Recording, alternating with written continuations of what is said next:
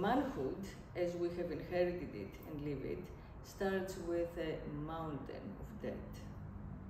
The debt of manhood starts at every boy's birth. Manhood, therefore, as I understand it, is limited, defined, and structured by every man's procreative debt. In civilized society, manhood is a reproductive transaction that becomes a social cage for natural man, which pre-exists his existence. Man is born and immediately enters this procreative jail built by patriarchy and his ancestors, and he has no honorable way out of it. So manhood is the codification of patriarchy's norms, and man is patriarchy's enforcer. Very few men actually become patriarchs, and they pay a very high price for it. So everyone is a victim of patriarchy, and power demands a pound of flesh from the men who get it. They have no actual love and intimacy. They're not permitted freedoms. From the beginning of civilized conscious time, man has suffered from this kind of like existential insecurity, and it was only when man like separated body from mind enough to give the mind primacy over the body that he actually realized that he could control things by the stuff that he would invent. So to make up for his procreative inadequacy, let's say, he created all these like, mythical traditions and sources of meaning, collective meaning, and virtual realities, and money, of course, and laws, and words, and tax credits, and incentives. And he has been forced to buy love for thousands of years. He's overdoing it now because none of it is necessary anymore. So, but it all starts from the procreative act, right? The reproductive act. Why does man feel indebted to the woman who carries his sperm, right, his seed? And why is he compelled to repay her with a dwelling, with financial support for life, with everything else?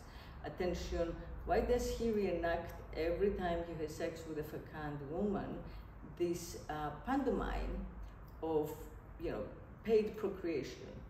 And this happens even with like sugar babies and sugar daddies, and all these dynamics of like men owning women's wombs, or paying for sex with understanding, which is now thousands of years old, that sex will lead to procreation, which is really no longer what sex does or is for, right?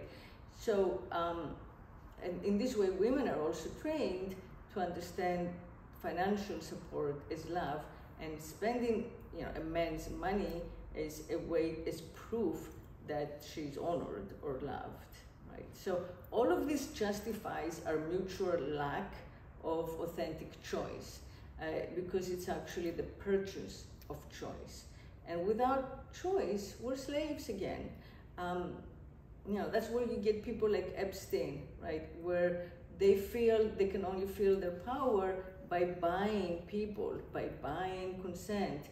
Buying sex is really about buying freedom, the freedom of choice, as it happened with wombs in patriarchy. Buying sex confirms the unreal power of men that's represented by money, to buy anything and anyone, to buy willpower, conscience, allegiance, right? To kind of like seduce everyone. But in fact, love, authentic love, cannot be bought. Just a moment's pleasure can be bought, right? So how can we let men off this procreative hook and let them find themselves and free themselves? Well, the way to do it is to allow women to be householders, procreative women, not working women, but women who are mothers, right? Because we can't be equal as long as the men are doing the paying. So what do they need for their money and their hard work that earned them that money? They just want to feel included.